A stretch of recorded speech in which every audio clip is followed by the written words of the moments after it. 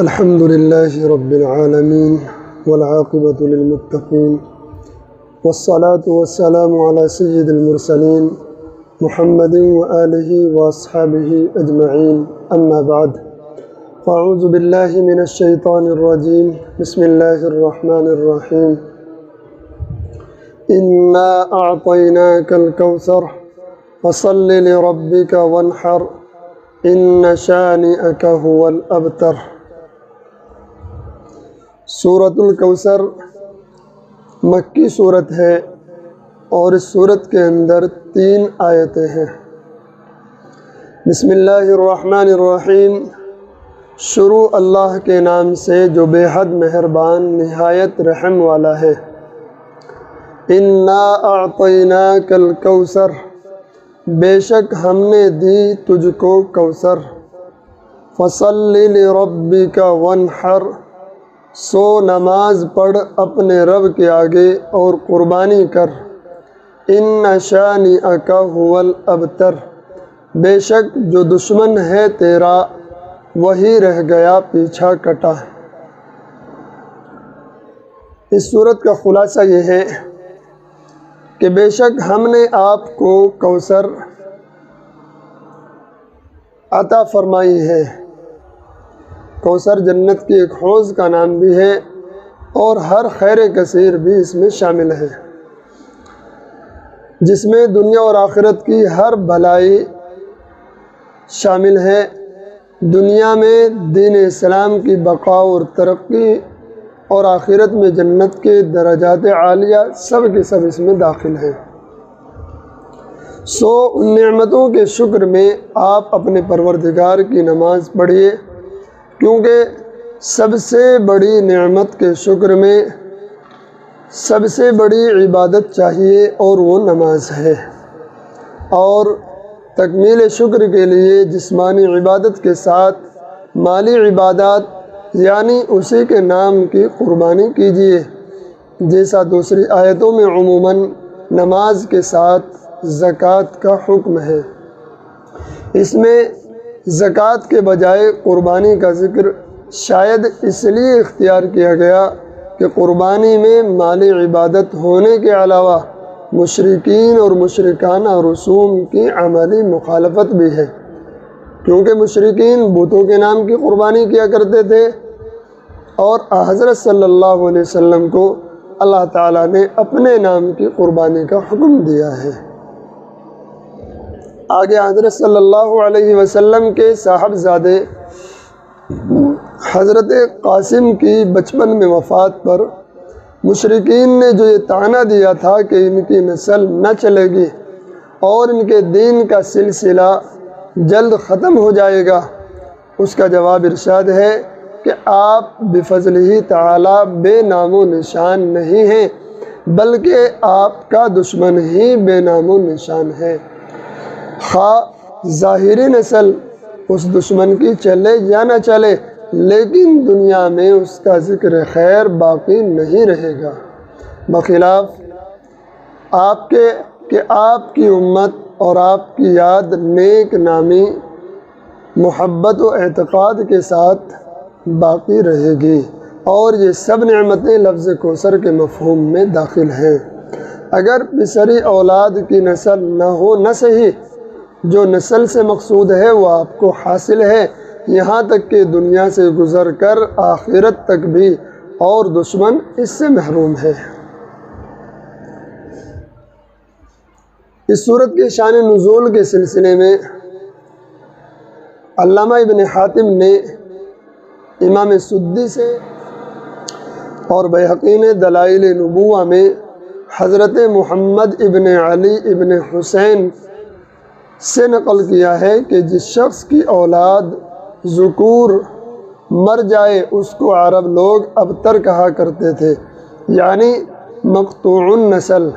جس وقت نبی کریم صلی اللہ علیہ وسلم کے صاحبزادے حضرت قاسم یا حضرت ابراہیم کا بچپن ہی میں انتقال ہو گیا تو کفار مکہ آپ کو ابتر کہہ کر طعنہ دینے لگے۔ ایسا کہنے والوں میں عاص بن وائل کا نام خاص طور سے ذکر کیا جاتا ہے۔ اس کے سامنے جب رسول اللہ صلی اللہ علیہ وسلم کا ذکر کیا جاتا تو کہتا کہ ان کی بات چھوڑو، یہ کچھ فکر کرنے کی چیز نہیں، کیونکہ وہ ابتر یعنی مقطوع نسل ہیں، جب ان کا انتقال ہو جائے گا ان کا کوئی نام لینے والا بھی نہ رہے گا۔ اس پر اللہ تعالیٰ کی طرف سے یہ سورۃ کریمہ نازل ہوئی۔ اور بعض روایات میں ہے کہ کعب بن اشرف یہودی ایک مرتبہ مکہ مکرمہ آیا تو قریش مکہ اس کے پاس گئے اور کہا کہ آپ اس نوجوان کو نہیں دیکھتے جو کہتا ہے کہ وہ ہم سب سے دین کے اعتبار سے بہتر ہے، حالانکہ ہم حجاج کی خدمت کرنے والے، بیت اللہ کی حفاظت کرنے والے اور لوگوں کو پانی پلانے والے ہیں۔ تو کعب بن اشرف نے یہ سن کر کہا کہ نہیں، تم لوگ اس سے بہتر ہو۔ اس پر یہ سورہ کوثر نازل ہوئی ہے۔ تو خلاصہ یہ ہے کہ کفار مکہ جو رسول اللہ صلی اللہ علیہ وسلم کے پسری اولاد نہ رہنے کے سبب ابتر ہونے کے طعنے دیتے تھے یا دوسری وجوہ سے آپ کی شان میں گستاخی کیا کرتے تھے، ان کے جواب میں سورہ کوثر نازل ہوئی، جس میں ان کے طعنوں کا جواب بھی ہے کہ صرف اولاد نرینہ کے نہ رہنے سے آپ کو مقطوع نسل یا مقطوع ذکر کہنے والے حقائق سے بے خبر ہیں۔ آپ کی نسل نسبی بھی انشاءاللہ دنیا میں تا قیامت باقی رہے گی، اگرچہ دختری اولاد سے ہو، اور معنوی نسل یعنی آپ پر ایمان لانے والے مسلمان جو در حقیقت نبی کی اولاد معنوی ہوتے ہیں، وہ تو اس کثرت سے ہوں گے کہ پچھلے تمام انبیاء علیہ السلام کی امتوں سے بھی بڑھ جائیں گے، اور اس میں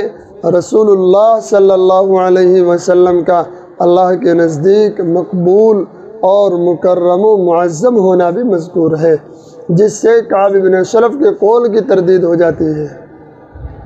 یہ سب مضمون سورت کی تیسری آیت میں آیا ہے۔ انا اعطیناک الکوثر۔ امام بخاری نے حضرت عبداللہ ابن عباس رضی اللہ تعالی عنہما سے اس کی تفسیر میں نقل کیا ہے کہ انہوں نے فرمایا کہ کوثر وہ خیر کثیر ہے جو اللہ تعالیٰ نے آپ کو عطا فرمائی۔ اور حضرت عبداللہ ابن عباس کے خاص شاگرد سعید بن جبیر رحمہ اللہ تعالیٰ سے کسی نے کہا کہ بعض لوگ کہتے ہیں کہ کوثر جنت کی ایک نہر کا نام ہے، تو سعید بن جبیر نے جواب دیا کہ حضرت عبداللہ ابن عباس رضی اللہ تعالیٰ عنہما کا قول اس کے منافی نہیں، بلکہ وہ نہر جنت جس کا نام کوثر ہے وہ بھی اس خیر کثیر میں داخل ہے۔ اسی لیے امام تفسیر حضرت مجاہد رحمہ اللہ تعالیٰ نے کوثر کی تفسیر میں فرمایا کہ وہ دنیا اور آخرت دونوں کی خیر کثیر ہے، اس میں جنت کی خاص نہر کوثر بھی داخل ہے۔ بخاری و مسلم، ابو داود اور نسائی نے حضرت انس رضی اللہ تعالیٰ عنہ سے نقل کیا ہے، چنانچہ مسلم کے الفاظ یہ ہیں: بین رسول اللہ صلی اللہ علیہ وسلم بین اظہرنا فی المسجد اذ اغفاءۃ ثم رفع راسه متبسما قلنا ما اضحكك یا رسول اللہ قال لقد انزلت علی آنفا سورة فقرأ بسم اللہ الرحمن الرحیم انا اعطیناک الکوثر فصل لربك وانحر ان شانئك هو الابتر ثم قال اتدرون ما الكوثر قلنا الله ورسوله اعلم قال فانه نهر وعدنيه ربي عز وجل عليه خير كثير وهو حوض ترد عليه امتي يوم القيامه آنيته عدد نجوم في السماء فيختلج العبد منهم فأقول ربي إنه من أمتي فيقول إنك لا تدري ما أحدث بعدك۔ ایک روز جب کہ رسول اللہ صلی اللہ علیہ وسلم مسجد میں ہمارے درمیان تشریف فرما تھے، اچانک آپ پر ایک قسم کی نیند یا بے ہوشی کی سی کیفیت طاری ہوئی، پھر ہنستے ہوئے آپ نے سر مبارک اٹھایا، ہم نے پوچھا ہم نے پوچھا یا رسول اللہ آپ کے ہنسنے کا سبب کیا ہے؟ تو آپ صلی اللہ علیہ وسلم نے ارشاد فرمایا کہ مجھ پر اس وقت ایک سورت نازل ہوئی، پھر آپ نے بسم اللہ کے ساتھ سورہ کوثر پڑھی، پھر فرمایا تم جانتے ہو کہ کوثر کیا چیز ہے؟ ہم نے عرض کیا کہ اللہ و رسولہ عالم۔ آپ نے ارشاد فرمایا کہ یہ ایک نہر جنت ہے جس کا میرے رب نے مجھ سے وعدہ فرمایا ہے، جس میں خیر کثیر ہے، اور وہ حوض ہے جس پر میری امت قیامت کے روز پانی پینے کے لیے آئے گی، اس کے پانی پینے کے برتن آسمان کے ستاروں کی تعداد میں ہیں۔ اس وقت بعض لوگوں کو فرشتے حوض کوثر سے ہٹا دیں گے تو میں کہوں گا کہ میرے پروردگار یہ تو میری امت میں ہے۔ اللہ تعالیٰ فرمائے گا کہ آپ نہیں جانتے کہ اس نے آپ کے بعد کیا نیا دین اختیار کیا۔ ابن کثیر نے اس روایت کو نقل کر کے مزید لکھا ہے وَقَدْ وَرَدَ فِي صِفَةِ الْحَوْضِ يَوْمَ الْقِيَامَةِ أَنَّهُ يَشْرَبُ فِيهِ مِيزَابَانِ مِنَ السَّمَاءِ مِن نَهْرِ الْكَوْثَرِ وَإِنَّ آنِيَتَهُ عَدَدَ نُجُومِ السَّمَاءِ۔ حوض کی صفت میں روایات حدیث میں آیا ہے کہ اس میں 2 پرنالے آسمان سے گریں گے جو نہر کوثر کے پانی سے حوض کو بھر دیں گے، اس کے برتن آسمان کے ستاروں کی تعداد میں ہوں گے۔ اس حدیث سے سورہ کوثر کا سبب نزول بھی معلوم ہوا اور لفظ کوثر کی صحیح تفسیر بھی، یعنی خیر کثیر، اور یہ بھی کہ اس خیر کثیر میں وہ حوض بھی شامل ہے جو قیامت میں امت محمدیہ کو سیراب کرے گی، یعنی حوض کوثر۔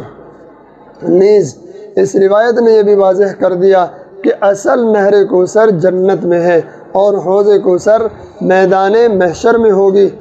اس میں 2 پرنالوں کے ذریعے نہر کوثر کا پانی ڈالا جائے گا۔ اس میں ان روایات کی بھی تطبیق ہو گئی جن سے معلوم ہوتا ہے کہ حوض کوثر پر امت کا ورود دخول جنت سے پہلے ہوگا، اور اس حدیث میں جو بعض لوگوں کو حوض کوثر سے ہٹا دینے کا ذکر ہے یہ وہ لوگ ہیں جو بعد میں اسلام سے پھر گئے یا پہلے ہی سے مسلمان نہیں تھے مگر منافقانہ اظہار اسلام کیا کرتے تھے، اور حضرت صلی اللہ علیہ وسلم کے بعد ان کا نفاق کھل گیا۔ احادیث صحیحہ میں حوض کوثر کے پانی کی صفائی اور شیرینی اور اس کے کناروں کا جواہرات سے مرصع ہونے کے متعلق ایسے اوصاف مذکور ہیں کہ دنیا میں ان کا کسی چیز پر قیاس نہیں کیا جا سکتا۔ اس صورت کا نزول اگر کفار کے طعنوں کے دفاع میں ہو، جیسا کہ اس سے پہلے ذکر ہوا کہ آپ کی اولاد نرینہ فوت ہو جانے کی وجہ سے وہ آپ کو ابتر مقطوع نسل قرار دے کر کہا کرتے تھے کہ ان کا کام چند روزہ ہے، پھر کوئی نام لینے والا بھی نہ رہے گا، تو اس صورت میں آپ کو کوثر عطا فرمانے کا ذکر جس میں حوض کوثر بھی شامل ہے، ان طعنہ زنوں کی مکمل تردید ہے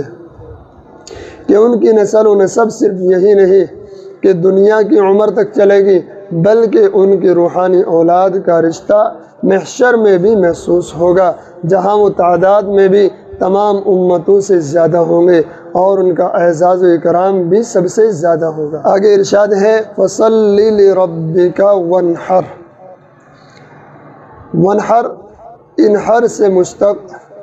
اونٹ کی قربانی کو نحر کہا جاتا ہے، جس کا مسنون طریقہ یہ ہے کہ اس کے پاؤں کو باندھ کر حلقوم میں نیزہ یا چھری مار کر خون بہا دینا، جیسا کہ گائیں، بھینس، بکری وغیرہ کی قربانی کا طریقہ ذبح کرنا یعنی جانور کو لٹا کر حلقوم پر چھری پھیرنا ہے، تو اسی طرح اونٹ کی قربانی کا طریقہ یہ ہے کہ اس کے پاؤں کو باندھ کر حلقوم میں نیزہ یا چھری مار کر خون بہا دیا جاتا ہے اور اسی کو نحر کہا جاتا ہے۔ عرب میں چونکہ عموماً قربانی اونٹ کی ہوتی تھی، اس لیے قربانی کے لیے یہاں لفظ ونحر استعمال کیا گیا ہے۔ بعض اوقات لفظ نحر مطلقاً قربانی کے معنی میں بھی استعمال ہوتا ہے۔ اس سورت کی پہلی آیت میں کفار کے زعم باطل کے خلاف رسول اللہ صلی اللہ علیہ وسلم کو کوثر یعنی دنیا و آخرت کی ہر خیر اور وہ بھی کثیر مقدار میں عطا فرمانے کی خوشخبری سنانے کے بعد اس کے شکر کے طور پر آپ کو دو چیزوں کی ہدایت کی گئی ہے، ایک نماز، دوسرے قربانی۔ نماز بدنی اور جسمانی عبادتوں میں سب سے بڑی عبادت ہے اور قربانی مالی عبادتوں میں اس بنا پر خاص امتیاز اور اہمیت رکھتی ہے کہ اللہ کے نام پر قربانی کرنا بت پرستی کے شعار کے خلاف ایک جہاد بھی ہے، کیونکہ ان کی قربانیاں بتوں کے نام پر ہوتی تھی۔ اسی لیے قرآن کریم کی ایک اور آیت میں بھی نماز کے ساتھ قربانی کا ذکر ہے، چنانچہ ارشاد باری تعالی ہے، ان صلاتی ونسکی ومحیای ومماتی للہ رب العالمین۔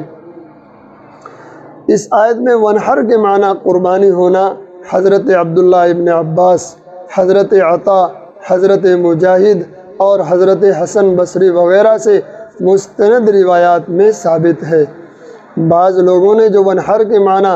نماز میں سینے پر ہاتھ باندھنے کے بعض ائمہ تفسیر کی طرف منسوب کیے ہیں، اس کے متعلق ابن کثیر نے فرمایا کہ یہ روایات منکر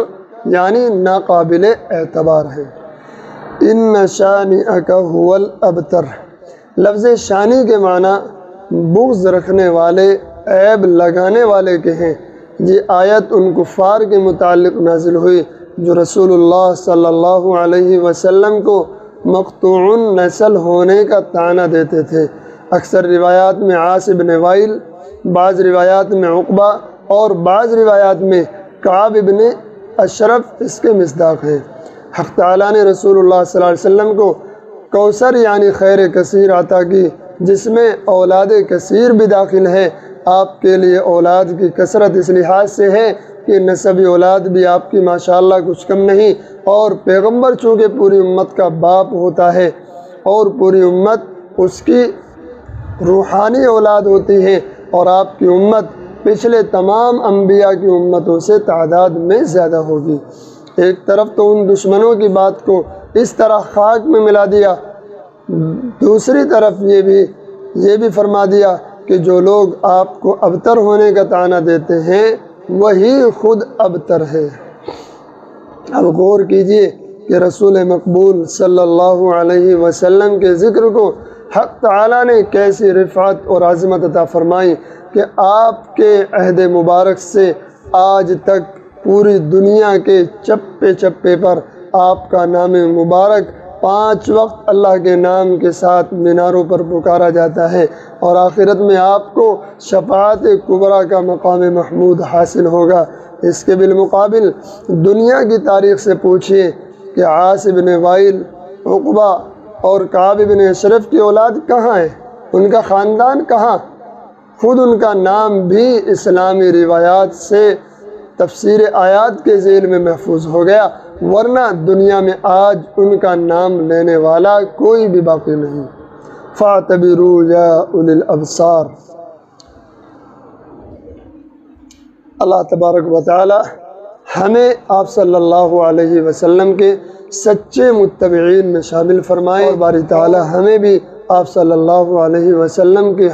حوض کوثر سے، آپ کے دست مبارک سے حوض کوثر کے جام نصیب فرمائے۔ وآخر دعوانا ان الحمد للہ رب